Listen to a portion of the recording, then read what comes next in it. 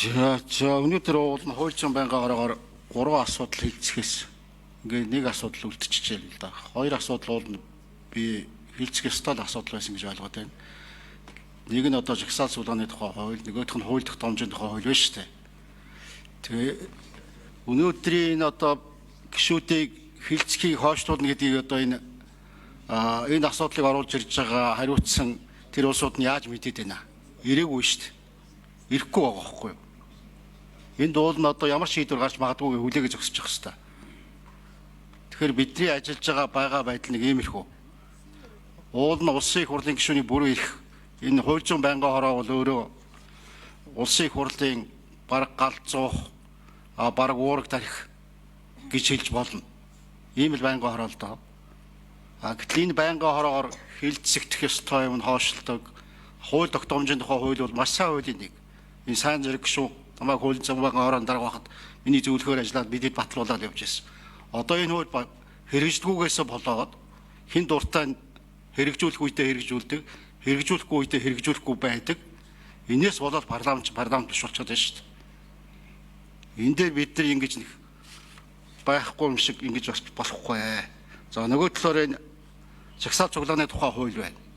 Сүүлийн 10 жил жинхэнэ иргэд жагсаал цуглаа хийж өөрийнхөө үзэл бодлыг чөлөөтэй илэрхийлдэг энэ юм байхгүй болсон. Эн чин эргээ цаашаа нөлөөлөх юм энэ 2 том орны дунд оршиж байгаа газар зүйн байрлалын хувьд гарцгүй ийм улс орны хувьд бол тэр харьцал гэдэг чинь бидний энэ арт түмний тусаар тогтнолын нэг баталгаа байхгүй юу? Ийм байж одоо энэ юмд ингэж хандж болмооргүй байна. Тэр бүх юмыг одоо улсын их хурл тэр хэдэн дараа нарт өгчөөд ингэж суугаад байж болохгүй. Хууль зүйн байнгын дарга. Би хууль зүйн байнгын орны гишүүдтэй ч гэсэн анхааруулъя. За энэ хэлж байгаа асуудлаар бол за арчлалын чухал үзүүлэлтийн нэг бол сонгуулаа. Тийм. Тэр тусмаа энэ парламентын сонгуульд бус сонгуулиуд яаж явагдаад иргэд яаж саналаа өгч гэнэ үү? Чөлөөтэй өгч чадж байгааг юу? Энэ бүх юм нь одоо ард түмний хүсэл эрмэлзэл энэ парламентыг энэ засгийг байгуулахад тусгаж гэнэ үү юу гэдэг юм бол харагдчих ёстой.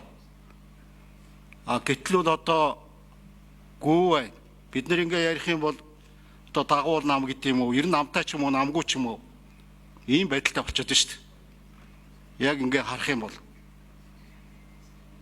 нэг хэдэн бүлгэрсэн этгээдүүд толгой дээр гараа суудсан ард түмний хүсэл зорилго бол өгсөн санал энэ бүх юм бол амьдрал дээр хэрэгждэггүй биелдэггүй юм байна.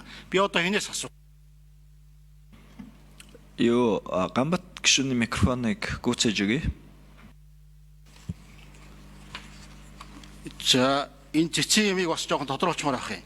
Энэ дээр бичснээр бол энэ тогтоол дээр энэ дүгнэлт гаргаж байгаа юм. Энэ өгсөн санал өгч байгаа юм нь бол иргэдийн сонгогчийн бүр боломж олгоод байгаа юм шигээр тайлбарлсан байна л да. Тийм яг тодорхой ингээд ойлгомжтой юм зүйл бол энэ дотор арай харагдахгүй байна. Яг төрийн байгуулалтын байнгын хороо яг юу гэж үзээд байгаа. Иргэд одоо саналаа өгөхгүй байх хэрэгтэй юм уу, юм уу? Тэр жагсаалтанд байгаа зарим нэг хүмүүст.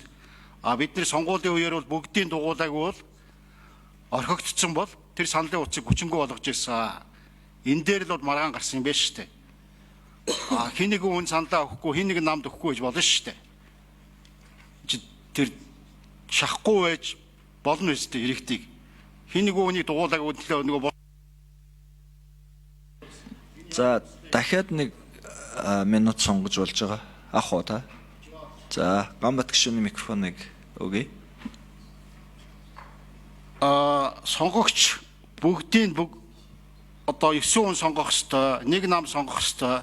Энэ юма хийгээгүй бол өөрт нь таалагдаагүй байсны төлөө энэ сонгуулийн нөгөө нэг хүн дутуу өглөө гээд, нам дутуу өглөө гээд тэр сонгуулийн саналын утас хүчингүй болж байна.